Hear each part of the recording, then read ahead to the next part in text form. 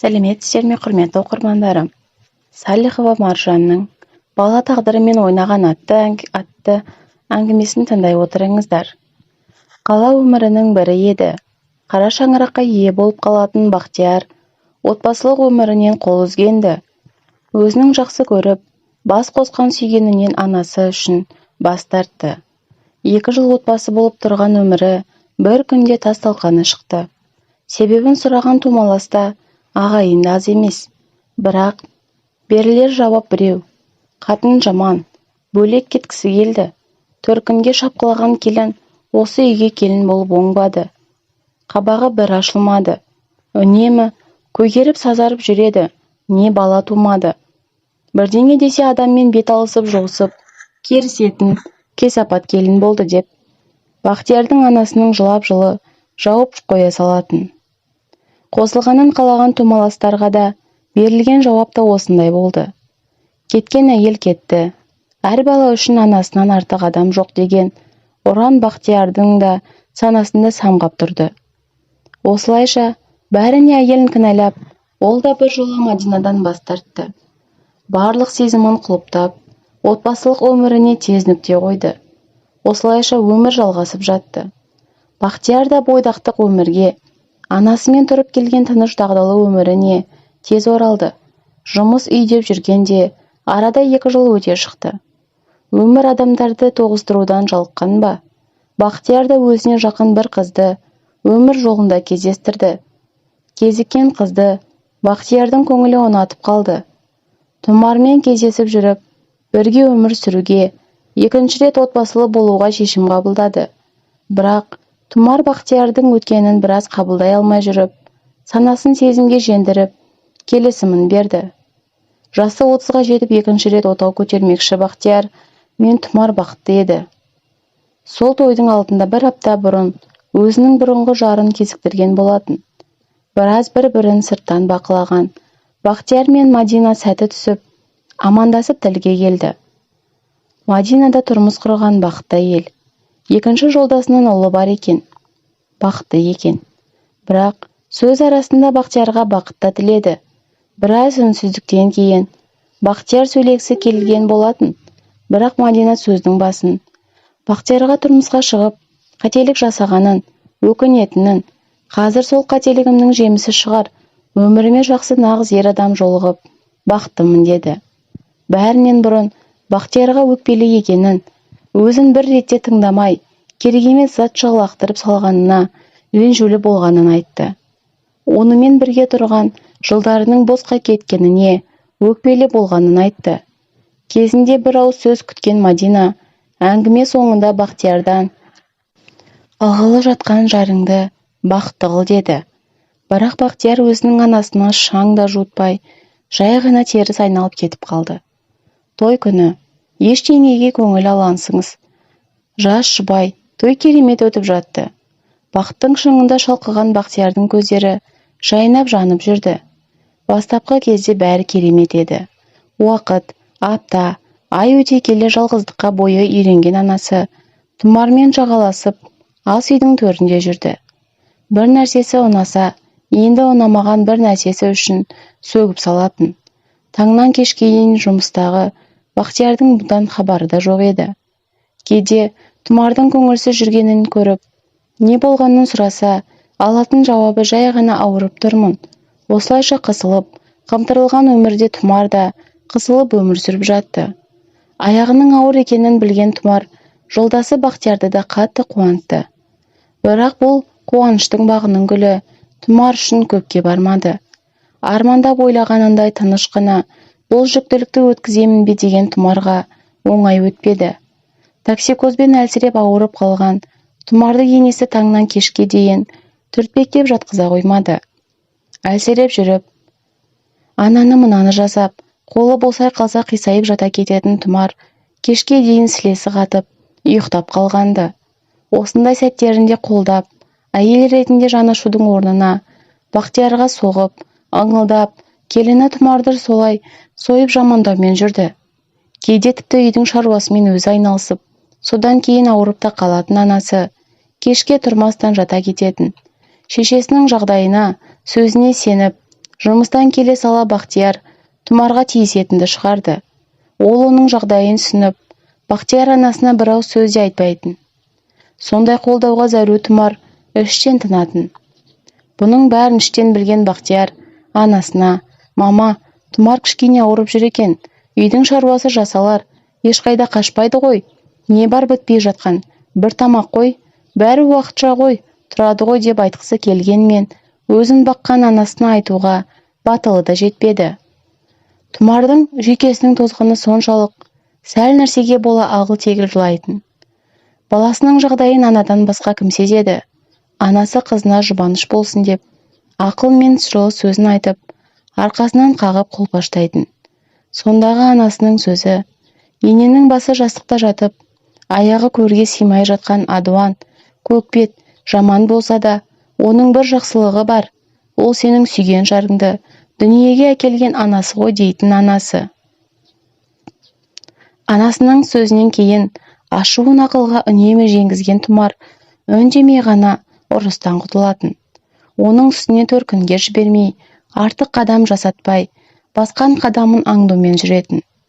Анасының туған күні жақындаған Тұмар Бақтиярдан рұқсат алып, баруға дайындалып жүрген. Бірақ сол күннен бастап енесінің бір қабағы ашылмады. Сөйтсе, ол үйге достарын шақырып қойған екен. Тұмардың тілі шығып: «Мен қала алмаймын. Бір апта бұрын анамның туған күні деп айтып жүрдім. Соған барамын деп рұқсат сұрап та қойдым. Басқа күнге шақырсаңыз болмады ма?» деп еді. Енесі шабалаңдап айқайға салды. Үндемей отыра берді Тұмар. Енесіне барамын, кеткенімше дастархан жасап кетемін дегені сол екен. Енесі одан сайын айқайға салып сөз арасында: «Келінсің бе? Соған лайықты жүр. Не ол қит етсе үйіңе шауып, сол туған күн сенсіз де өтер» деген сөзді естіген Тұмар бөлмеге кіріп кетті. Артынан енесі де бөлмеге кіріп: «Осыдан қазір кетсең, бұл үйдің есігі саған енді қайтып ашылмайды» деді. Үндемей Тұмар біраз енесіне қарап тұрды да шығып кетті. Далада жүріп ашуын басып, үйіне анасының туған күніне келді. Кеш болды. Үйге қайтатын болып, Бақтиярға қоңырау шалды. Бақтияр «Иә» деп зікілдеп телефон тұтқасын алды. Тұмар не дерін білмей: «Бақтияр, мені үйге алып кетесің бе?» деп еді. Бақтияр Тұмарға аузына келгенді айтып, анасын сыйламайтын қатынның керек еместігін айтып, оның үйге келмеуін, заттарын жинап алып кетуін айтты да телефонды қоя салды. Сөзге келмей жылап қалған Тұмар анасы мен әкесіне келіп бәрін айтты. Ер адам басымен әкесі қызының жағдайына қатты налып, шешенің де сөзін тыңдамай құдағайдың үйіне барамыз дейді. Екі түннің ортасында әкесі, анасы, Тұмар Бақтиярдың үйіне келді. Есікті қақты. Есікті анасы ашты, жақтырмай кірсең деп. «Құдағай, не аманшылық жоқ, не шығың, не кірің» демей, үндемей ішке бөлмеге қарай кіріп кетті. Артынан кіріп келген Тұмардың әкесіне не көрпе жаю жоқ, не отыр деу жоқ, өзі-өз үйінің төріне барып, қайып отырып алды. Құдағайының қылығы мен түрі қарап, Тұмардың әкесі: «Құдағайымыз қазір сөз ұғатын жан емес, жинаңдар киім-кешектерді» деді қызы мен әйеліне. Ана жазған шырылдап құдағай дей беріп еді: «Мен ешкімді тыңдауға шамам жоқ, қыздарыңды алып кетің, шаршадым» деген қысқа жауаппен Тұмардың анасының бетін қайтара салды. Сол арада үш үлкеннің арасында үлкен даудың беті ашылды. Тұмардың әкесі мен анасы қыздарының жағдайын ойлап шырылдаса, Бақтиярдың анасы өз қарабасының өктемдігін ойлап әлек. Сол арада ашулы тұрған әкесі: «Менің қызым сізге несімен ұнамай қалды? Тамағыңыз пісірмей жүрме, шайыңызды бермей жүрме, жеті атаңызды түгендеп күнде сізбен керісіп түгендесіп жүрме? Түсінбедік қой, 1,5 жыл бойы бірге тұрған қыз біздің қыздың сізге несі ұнамағанын? Түсінбеймін құдағи, сізге не жетпей жүр? Бар болғаны 3 ақ түйір жансыздар. Балаларды қолдап, ақыл айтып отыратын кісісіз ғой. Бірі емес, екі емес, айналдырып келіп ақылшақтай келініңізбен алысып болдыңыз. Айтыңыз ал білейік, Тұмардың да кінәсін, не кінә тағатыныңызды. Кет дейтіндей ол сонша не істеп қойды?» деді. Бақтиярдың анасы да қақылдап қоятын емес. Айтқаны, қызыңыз әуелден маған ұнамаған, алда да ұнамайды. Болды, алып кетіңіздер. Шаршадым, қыздарыңызға шыдауға шамам жоқ. Ісі де, өзі де құрысын. Балама сай емес. Әуелде айттым, тыңдамады. Қатын болатын жан емес деп қойды ма, алды. Енді болды, бітті. Балама басқа қатын, қызыңызға бай табылары хақ. Бала деп ауыз ашпаңыздар. Бала қайда қалмай жатыр. Барар керек болса бала, шешесі керек болса оны көрер деген жауапты айтты. Тұмарды ойлап тұрған ешкім жоқ. Бірақ Тұмардың анасы өте сабырлы, жуас, арлы жан болса да, бұл жауапқа үнсіз тұра алмады. Бірақ балаңызға ұялмасаңыз, үшінші қатын, ол ұнамаса оны жіберіп, төртіншісін, тағысын алып беріп, өмірін ойыншық қылыңыз да, Мешкей деген ат беріңіз. Балама, бұл баланы тіпті ойламаңыз, ауыртпалық салмайды. Еркек болып әкесі екенін мойындаса, атына алар. Еркек ез болса, өкпеміз жоқ балаңызға. Ана деген бұндай болмас еді. Қайдан сізді құдағи не ойлайтыныңызды? Қате бәрінде болады. Бірақ үнемі сол қателікті Тұмар жасап келе жатпаған шығар. Жас шығар, бәрімізде де жас болдық. Аман болыңыз деп, Тұмарды киім-кешегімен жетектеп шығып кетті. Тұмар да анасының жетегімен есіктен үнсіз шығып кетті. Ішінде 7 айлық сәбиі бар тұғын. Бұл есіктің енді біз үшін мәңгіге жабылғанын әкесі Тұмарға айтты. Келемін деуші болма деген соңғы сөзді де, нүктені де әкесі қойды. Таңертең ертесімен Тұмардың әкесі жиһаз жинайтын бригада жігіттермен Бақтиярдың үйіне барып, Тұмардың бүкіл жиһаздарын бұзып жинап алып кетті. Бақтиярдың түрін көрген әке жағасына жабысып, бір шапалақпен жағынан беріп жіберді. Ашулы әкенің ызасы ішіне симай, еркектік бір қасиетін қалды ма сенің?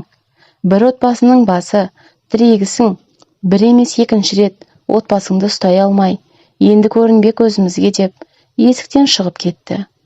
Еркек еркектің ісіне араласып, араша түскен шеше, қатындық тірлікпен шыңғырып, долыланып аузына келгенін айтып жатты. Бақтияр болса, өзінің қылығын тіпті мүлдем ұят санап, қателік жасағанын мойындап та тұрған жоқ. Ол ішіндегі анасының сөзі бар. Анасының оқытуы мықты.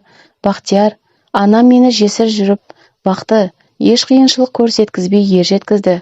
Ешкімге тұрмысқа да шықпайды, қалды біз үшін, мен үшін өмір сүрді балам деп.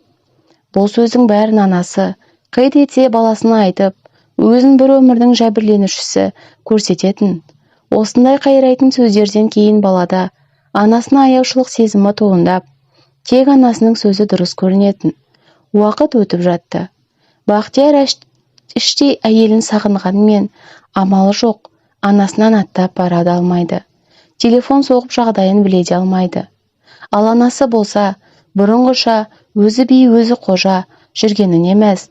Баласының жағдайына көңілі еш алаңсыз, анаға сондай жаман ана болар ма едіңіз деген сұрақ қойылмайтын. Бірақ жақын тумалары Бақтиярдың бұлай жүргенін дұрыс көрмей, үнемі Бақтиярды үгіттеп сөйлес Тұмармен, алып келде бөлек тұрып көрің, аналарыңа келіп көмек етіп тұрасыңдар деп, шырылдап жаны ашитындар да аз емес еді. Себебі анасының күйін жайын білетін жандар да аз да емес. Себебі анасы жалғыздыққа, еркіндікке бас ұрған жан. Келінмен бірге тұру үшін қысылумен қамтырылып жүру болды. Бірақ Бақтияр өзінің анасына бір үлкен қарыздар адамдай, анасының алдында жауапты екенін біліп, ол кісінің көңілінен асып кете алмады. Себебі кеткен қатынды жамандап, анасын мақтап кезінде қандай қиыншылық көргенін, ақ сүтін айтып жақтағандар да көп еді. Екі оттың ортасында Бақтияр өзі қалды. Көңілдегі сан сұраққа табылған жауап жоқ. Осылайша Бақтияр бәріне көніп жүрді. Арадағы уақыт болса өтіп жатты. Тұмардан бір хабар жоқ. Өмірге сәбиін әкелетін кезеңде күні де таяу. Көңілінде қорқынышы бар Тұмар баласын өмірге әкелуге дайындалып жүрді. Қыздарының көңілі түспес үшін ата-анасы қолдарынан келгенше көңілін аулап әлегеді. Кештің түні Тұмар өзін жайсыз сезініп, Анасы екеуі ауруханаға барды. Шынымен де, бөпесінің өмірге келуіне аз қалған екен. 12 сағат толғақпен сәбиін өмірге әкелген Тұмар қасында анасына үлкен рахметін айтып, жылап алды. Есін жинап, палатаға ауысқан Тұмар сәбиіне біраз қарап отырды да, суретке түсіріп, өзі Бақтиярға жіберді. Тұмар қатты үміттенген Бақтиярдың келетініне. Бірақ Бақтияр емес, оның анасы Тұмардың ата-анасына келіп, біраз дау шығарып кеткенін, телефон арқылы әкесінен қиыстып қатты ренжіді. Әкесі де Тұмарға ренжіп бұрынғы айтқанын есіне ашумен салды. Дәлізде тұрып өзінің қандай жағдайға тап болғанынан ойлап, жылап қалды. Ол шындығында Бақтиярды сүйетін еді, келетініне сенімді болған. Оның келмегеніне қатты қынжылып, жаны ауырды. Енді оны күтпейтінін айтып, өз-өзіне серт берді. Арада 3-4 күн өтті. Ұлымен үйге шығатын күн еді. Қуаныштарында шек жоқ. Ата-анасы жиендері үшін бәрін жасап әлек. Ұлы тойдың басы осы ма?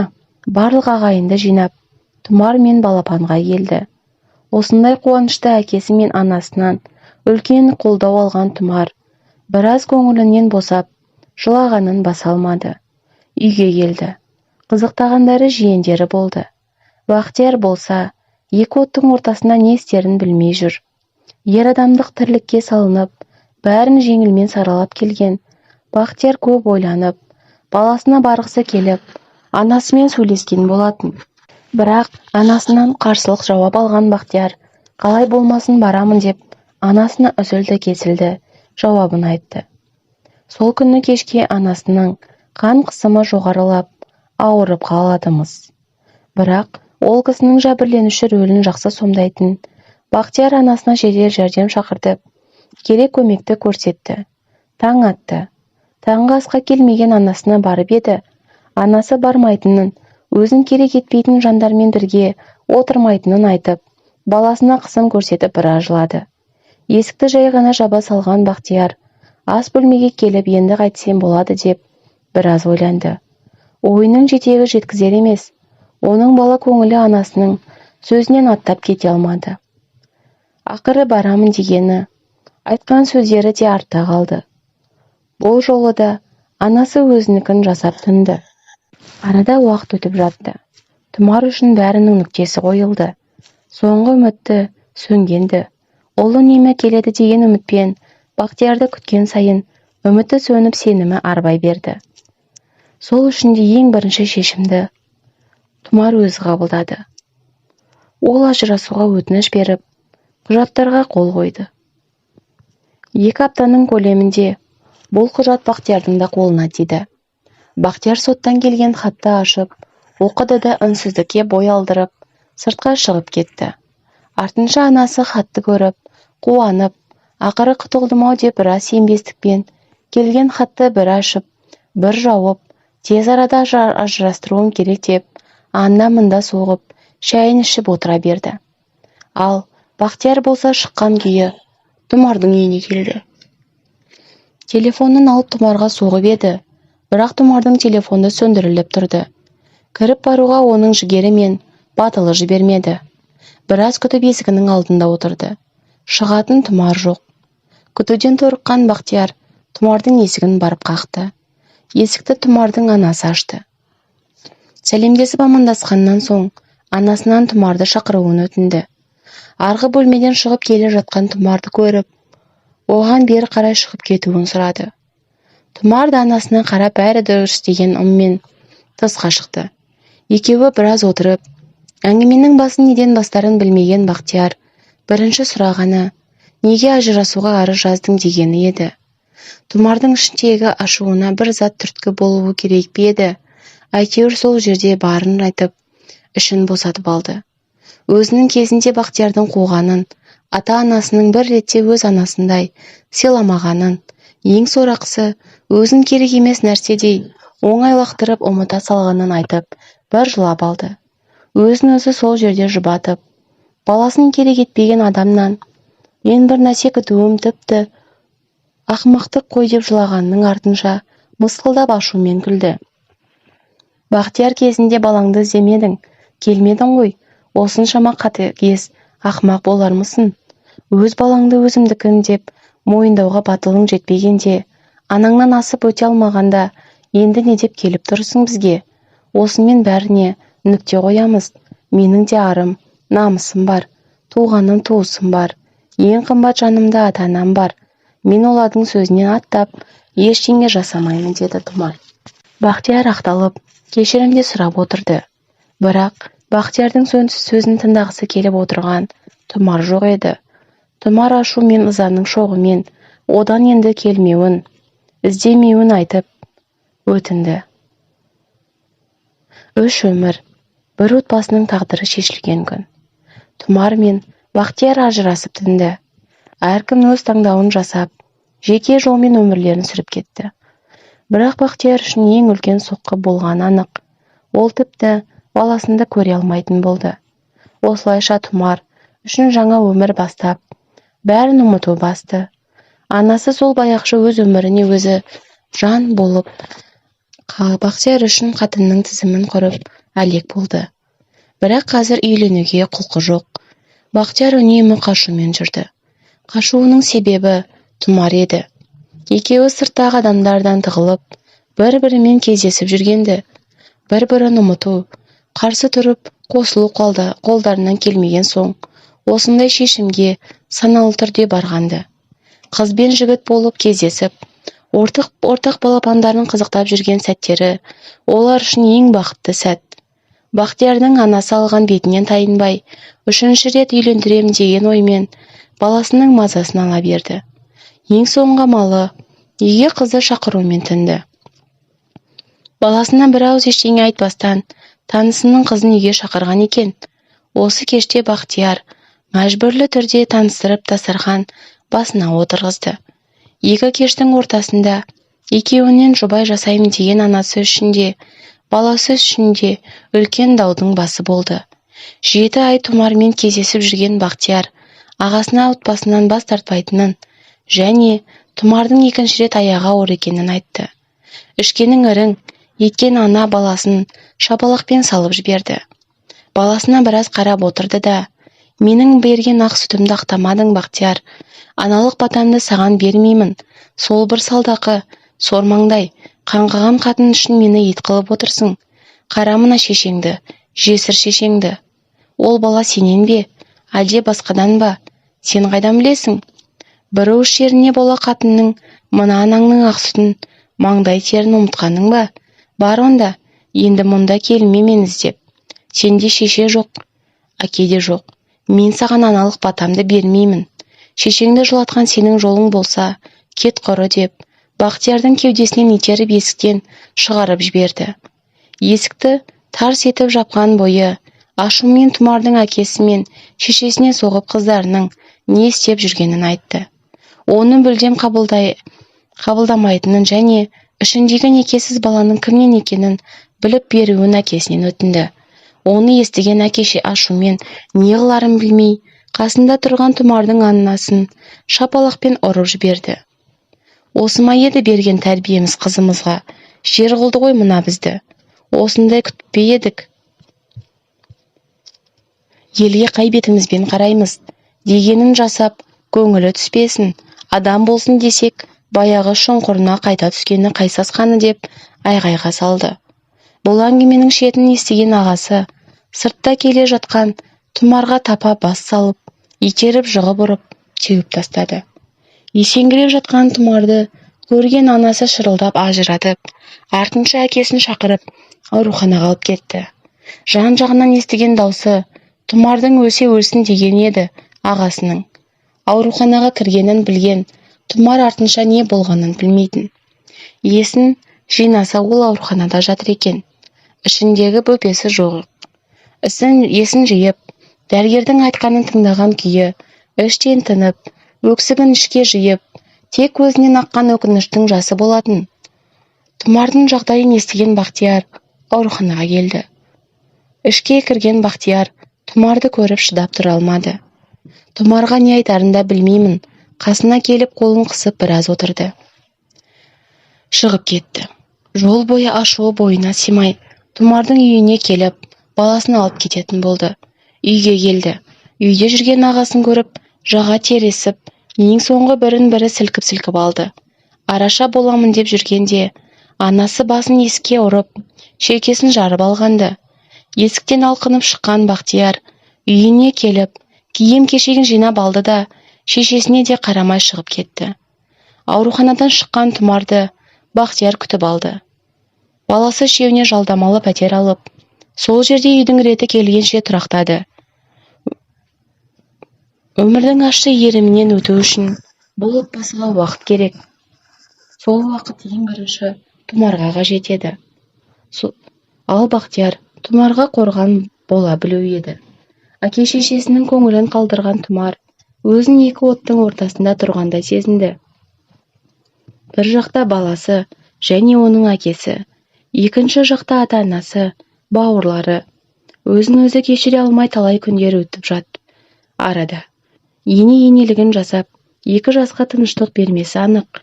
Күнде ауырып, баласын үйге шақырып, өзіне аяушылық сезім ояту үшін түрлі айлаға басырды. Бәрінен дымда шықпаған шеше, ең соңы қара күштің иесі, дуа жасауға бел буды.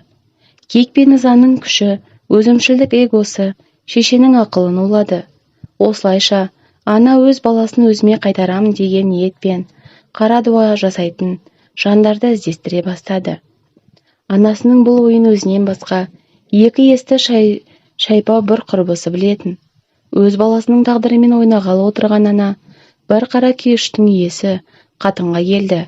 Үйінің бір бөлмесіне кірген бойда Бақтиярдың анасының жүрегі дірілдеп, денесі қалтырай бастады.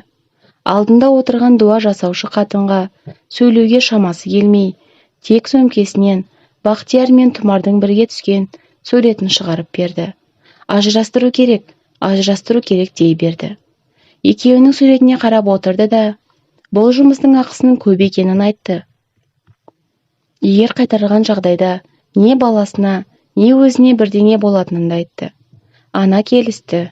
Өзінен жауап күтуін айтқан дуа иесі өз жұмысын бастап та кетті. Күндер өтіп жатты. Бақтияр мен Тұмардың арасында тылсым күш пайда болғандай, сәл нәрсенің үстінде керісіп, ұрысып шығатын болды.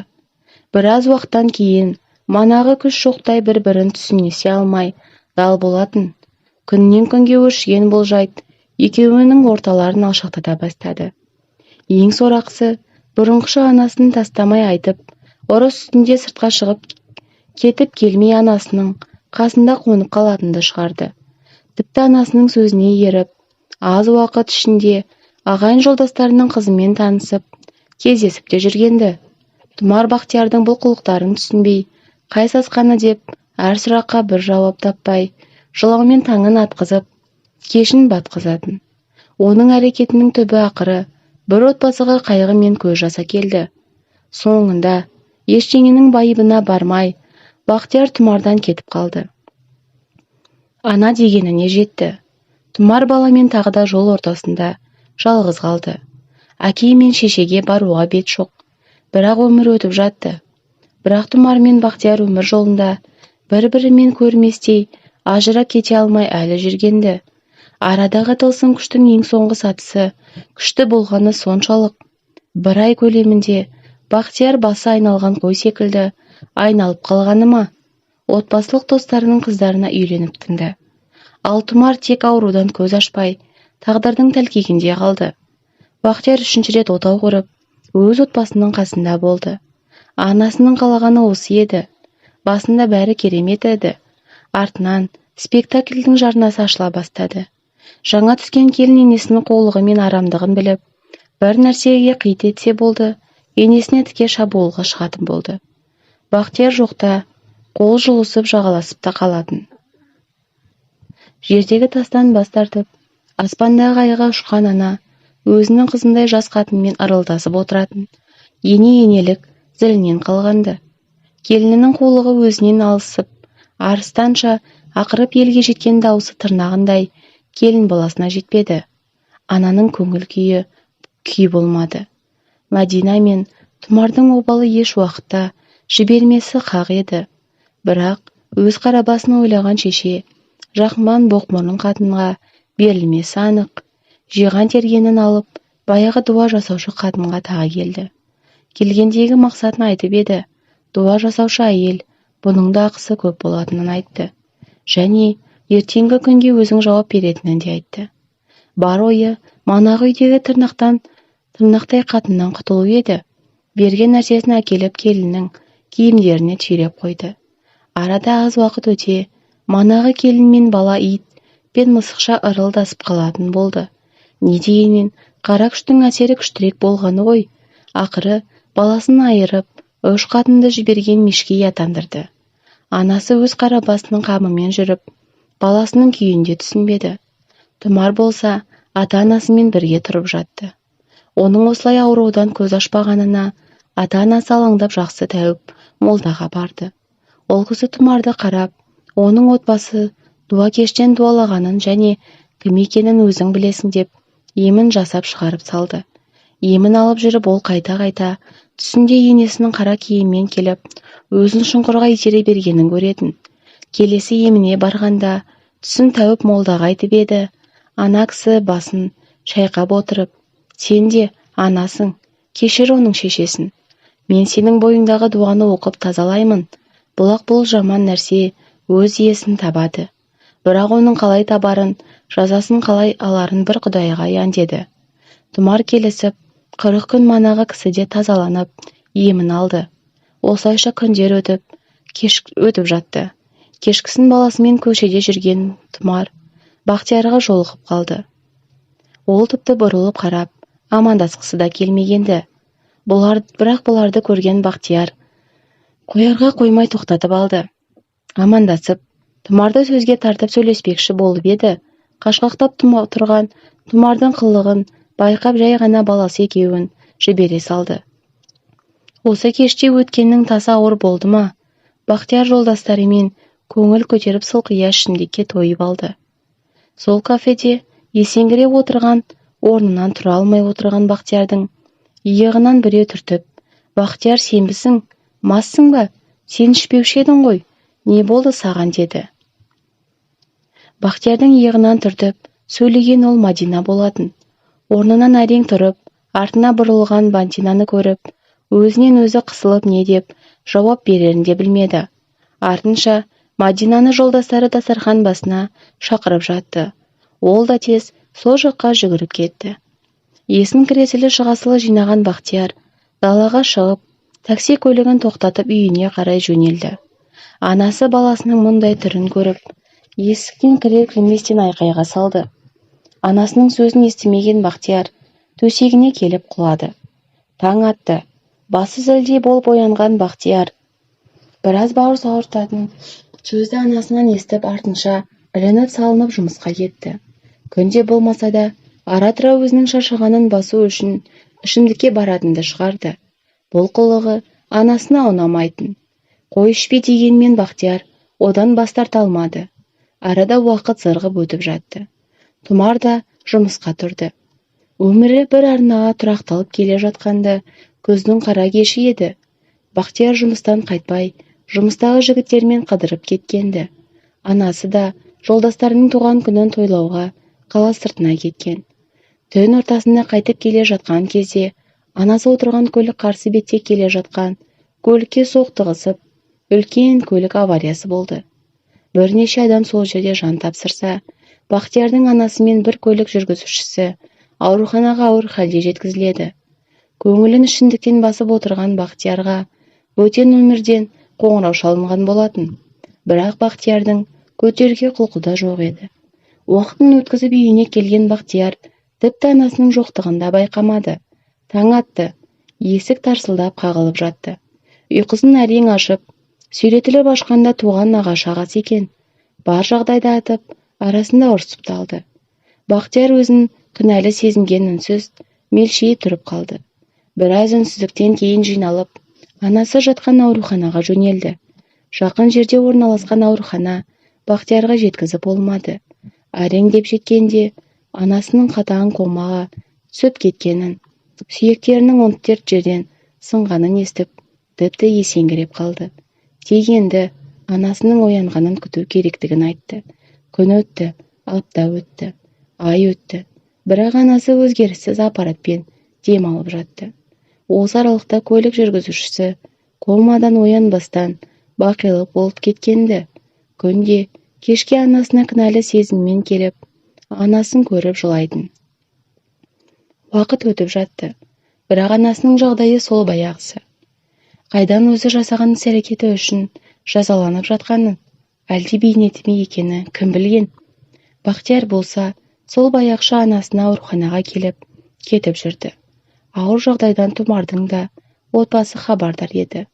Олар да қолдарынан келгенше көмек қолын созатынын айтып, үлкен бастарын иіп, анасына келіп адамдық көңілдерін білдіріп кетті. Бақтиярға жаны ашыған Тұмар кейде тамақ пісіріп, інісінен беріп жіберетін еді. Әйелі жоқ еркектің күйі күйме. Арада осылай жүргенде 3-4 ай өтті. Анасы комадан оянып, есін жинағанын естіген Бақтияр ауруханаға ұша жөнелді. Келсе анасы ояу, естіне ештеңе түсіре алмай, тек төбеге қарап жатыр екен. 14 жерден сынған сынық тұла бойды ауыртып жанды жегенде анасының жан даусы шығатын. 6 ай ауруханада жатқан анасы үшін ең бейнетті, сорақы күн осы күндер еді. Алланың қалауы осы ма? Анасына үйге шыққанында да күтім керек екенін дәрігер Бақтиярға айтты. Ол өздігінен әжетханаға бара алмайтынын, омыртқа бойына зақым келгенін, жүре алмайтынын, аяқ-қолдың шегеленген жерлердің біту керектігін, жазылып кетуіне уақыт керектігін айтқанды. Анасының ендігі өмірі қол арбасына байлаулы өтетіні Бақтиярдың жанына қатты батты. Анасын ауруханадан шығарып алып, үйге әкелді. Анасы үшін күтім жасауға телефон қоңыраулары арқылы адам іздестіріп отырды кеш қарая. Бұны естіген анасы балаша егіліп, солқ-солқ етіп жылап жіберді. Баласына көз жасын көрсеткісі келмей, теріс қарап ұйықтағандай болып жата берді. Бақтияр келіп, мама деп еді. Естімеген сыңай танытып, сол күйі жатты. Күн өтіп жатты. Анасына қарайлайтын әйел кісі де келіп кетіп жүрді. Тамағын әзірлеп, әжетханасына отырғызып, қолынан келген күтімін өз еңбегіне жасап жүрді. Анасының енді жүру мүмкіндігі жоқ болатын. Анасының ақырған арыстандай айбатынан ештеңе қалмаған ұры, мысықтай жаптаған көздері қалды. Ендігі күні сол күтуші әйелдің қарауына қалды. Бақтияр сол баяғы жалғыздықта өмірі жалғасып жатты. Іштей бұрынғы отбасын ойлап, қосылғысы келсе де, оған оның батылы мен ұяты жібермеді. Себебі, өзінің қылықтары мен іс-әрекеттеріне бола, іштей қысылып, жынданып қоя салатын. Өмірдің жақсы парағын ашқысы келгенмен, Бақтиярдың оған мүмкіндігі тіптен аз еді.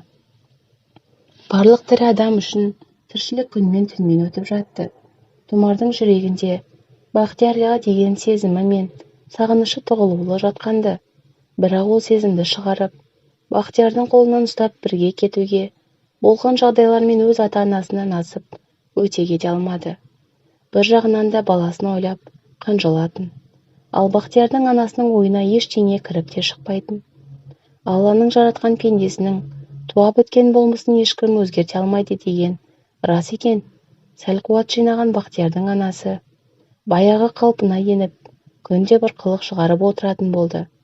Оның күтушісі де мезі болған соншалық, есіктен қарамастан шығып кететін. Кейде баласы да анасының ызыңынан мезі болатын. Өзінің басында болып жатқан жағдайды жан-жағынан көріп, ананы-мынаны кінәлап отыратын. Әлің жетпесе қол шоқпарды беліне байлама деп бекерге айтпаған екен. Себебі, анасы күнде баласына келін керек деп қақсалдап айтатын да отыратын. Бірақ Бақтияр енді үйленбейтінін, келесі келетін қыздың обалына қалғысы келмейтінін айтып, анасымен сөзге келісіп қалатын.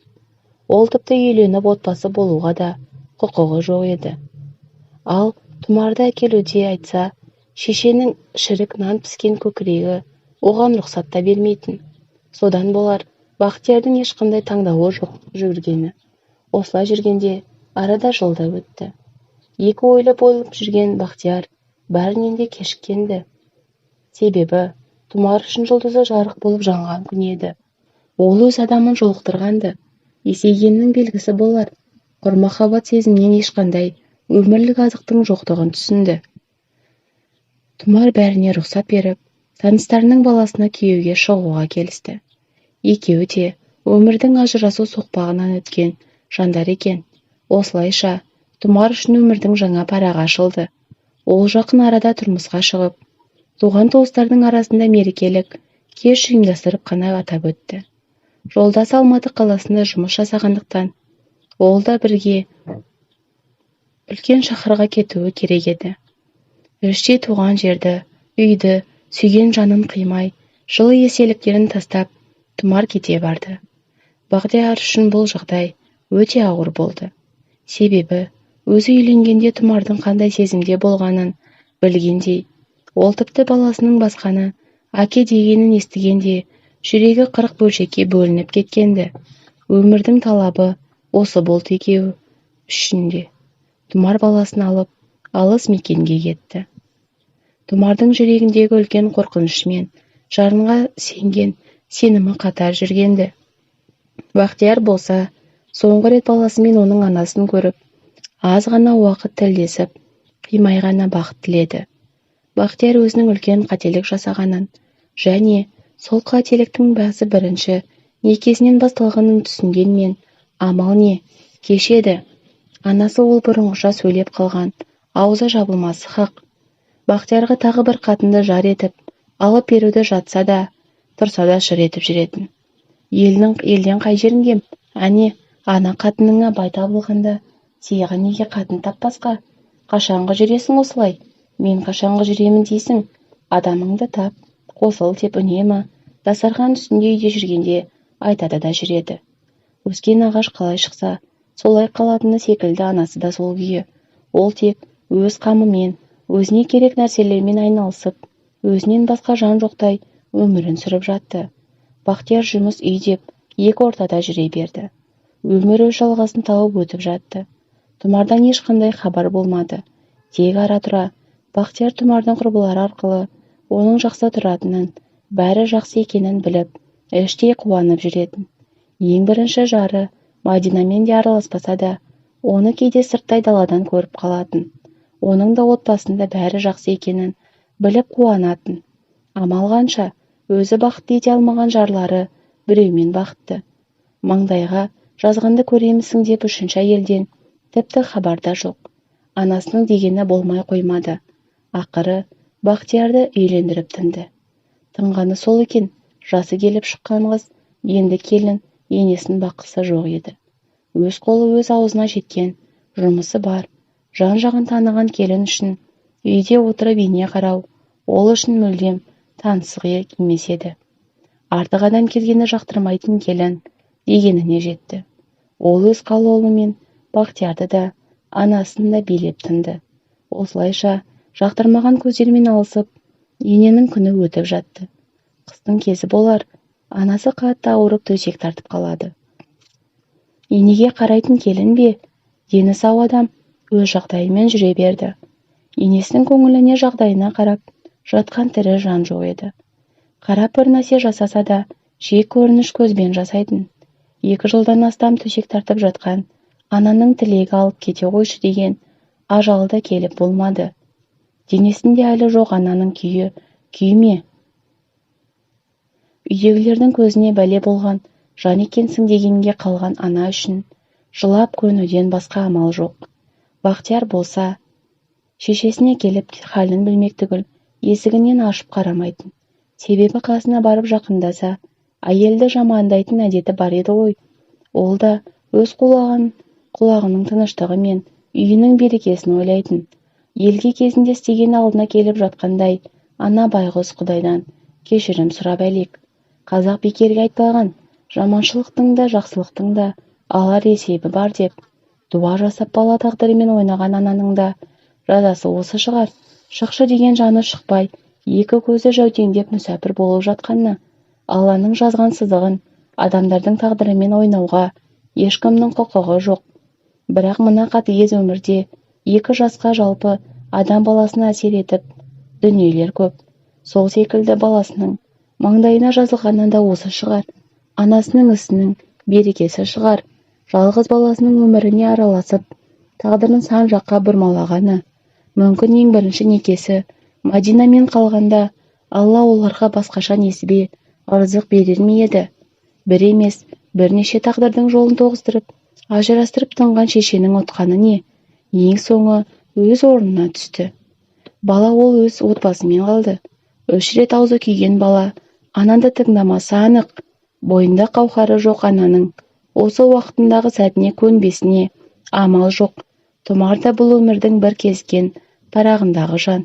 Онымен кеткен Бақтиярдың баласы да әкені қанын іздеп келері анық.